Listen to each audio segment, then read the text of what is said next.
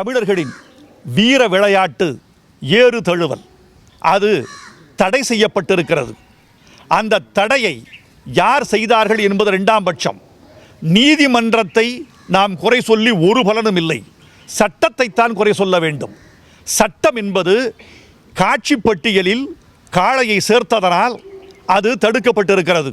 சட்டத்தை திருத்தினால் ஒழிய காளைகளுக்கு விடுதலை இல்லை. வாடிவாசலுக்குள் தேங்கியிருக்கிற காளைகள் வெளிவர வேண்டுமென்றால் சட்ட திருத்தம் ஒன்றுதான் தீவிரமான திருத்தமான தீர்வு என்று நாங்கள் நம்புகிறோம். ஏறு தழுவுதல் என்பது தமிழர்களின் 2000 ஆண்டு கலாச்சாரம். அந்த 2000 ஆண்டு கலாச்சாரத்தை ஒரு சட்டம் முடக்குவது என்பதை தமிழ் இனம் ஏற்றுக்கொள்ளாது.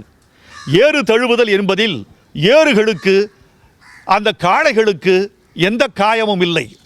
மனிதர்கள் தங்கள் வீர விளையாட்டை எருதுகளோடு விளையாடி கொண்டாடுகிறார்கள். அது ஒரு விளையாட்டு என்று கருத வேண்டுமே தவிர விலங்கு வதை என்று கருதக்கூடாது. இந்த நேரத்தில் நான் எழுதிய ஒரு கவிதையை, ஏறு தழுவுதல் குறித்த கவிதையை தமிழ் மக்களுக்கு வழங்குவதற்கு ஒரு வாய்ப்பாக இந்த திருவள்ளுவர் திருநாளை நான் பயன்படுத்திக் கொள்கிறேன். அந்த கவிதைக்கு தலைப்பு அடங்கா நல்லூர். போதும், எங்களை முட்டாதீர், இதற்கு மேலும் எங்கள் வால் முறுக்காதீர். தயவு செய்து எங்கள் கொம்புகள் மீது அரசியல் சாயம் பூசாதீர். மூக்கணாங்கயிறு உருவி நைலான் கயிறு போட்டாதீர். திமிலில் ஒட்டிய ஈ ஒட்டுவதாய் ஈட்டி எறியாதே சட்டமே. இனியும் தடுத்தால் பூம்பூம் மாடாகி விடுவதன்றி வேறு வழியில்லை.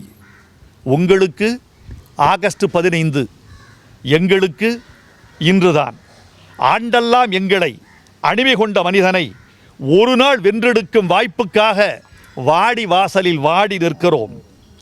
ஏறு தழுவுதல் என்ற தமிழன் எப்படி எங்களை காயம் செய்வான்? தழுவுதல் குற்றமெனில் காதலும் இல்லை, காளையும் இல்லை. அடிமாடு லாபம், பிடிமாடு பாவமெனில் பிள்ளைக்கறி லாபம், பிள்ளை தழுவல் பாவமோ? ஒவ்வொன்றாய் இழந்த தமிழா, அன்னம் இழந்தாய், அன்றில் இழந்தாய், சிட்டுக்குருவிகளையும் வானில் தொலைக்கிறாய். கடைசியில் காளை இனத்தையும் தொலைத்து விடாதே. வேளாண்மை கலாச்சாரத்தின் உயிர் விஞ்ஞானம் நாங்கள். எங்களை கட்டி தழுவி காப்பாற்றுங்கள்.